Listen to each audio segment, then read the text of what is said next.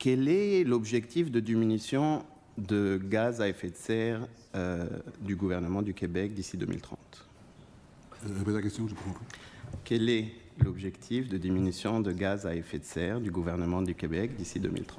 On est en génie en herbe aujourd'hui? Non, mais j'imagine que c'est un chiffre. 30 mégatonnes d'ici de 2030. Et en pourcentage? 37,5 %. Est-ce que j'ai passé le test?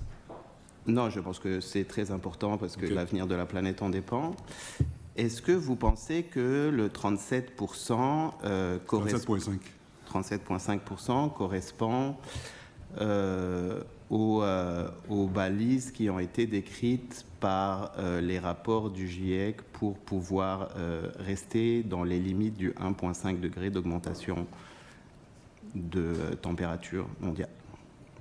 Écoutez, c'est une question très... Je ne sais pas à quoi vous jouez, là, c'est une question très large. Là. Si on atteint 37,5 % en 2030, nous devrons être très contents. C'est une direction qu'il faut aller. Alors, il y a des gens qui disent n'importe quoi, qui veulent à 50, 60, d'autres à 20. Nous, on choisit 37,5. Je respecte ça. Je pense qu'on s'en va dans la bonne direction. On n'est pas là encore. Il y a beaucoup de choses qui doivent être faites. Alors, j'espère qu'on va se rendre à 37,5. Puis, si c'est le cas, on devrait être fiers de ce qu'on a fait. Alors, laissez-moi poser la question autrement. Est-ce que le gouvernement du Québec a pour objectif que la planète reste dans l'augmentation de 1,5 degré qui est préconisée par le GIEC pour pouvoir rester dans une planète habitable?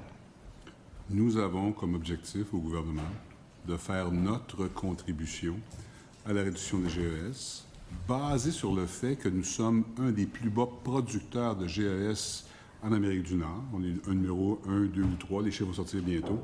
On est dans une très bonne position.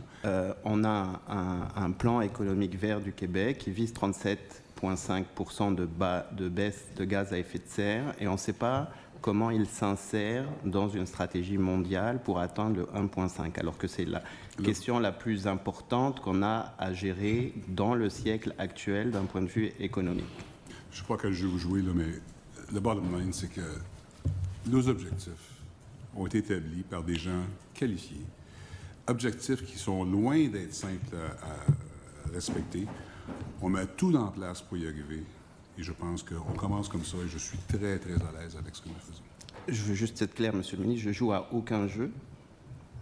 Les rapports qui ont été produits sont très importants et l'avenir de la planète en dépend et ce très, très loin d'être un jeu. Donc, c'est 50% de baisse mondiale de gaz à effet de serre. Et évidemment, les 35%, 37,5% sont en dessous de cet objectif mondial, sachant que nous, même si on est parmi effectivement les meilleurs en Amérique du Nord, on se compare à une bien basse moyenne mondiale.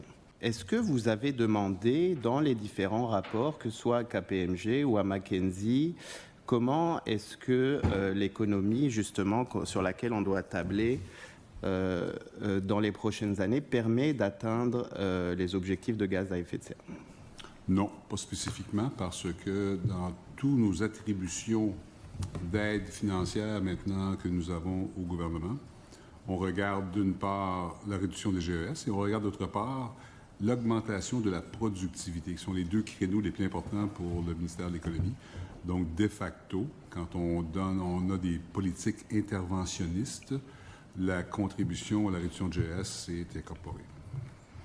Donc, vous avez commandé 2 rapports, un à KPMG et un à McKinsey, un avec un appel d'offres et un de gré à gré, et dans les 2, vous n'avez pas demandé comment cette économie, l'avenir de l'économie du Québec, peut nous permettre d'atteindre nos objectifs de baisse de gaz à effet de serre. C'est exact.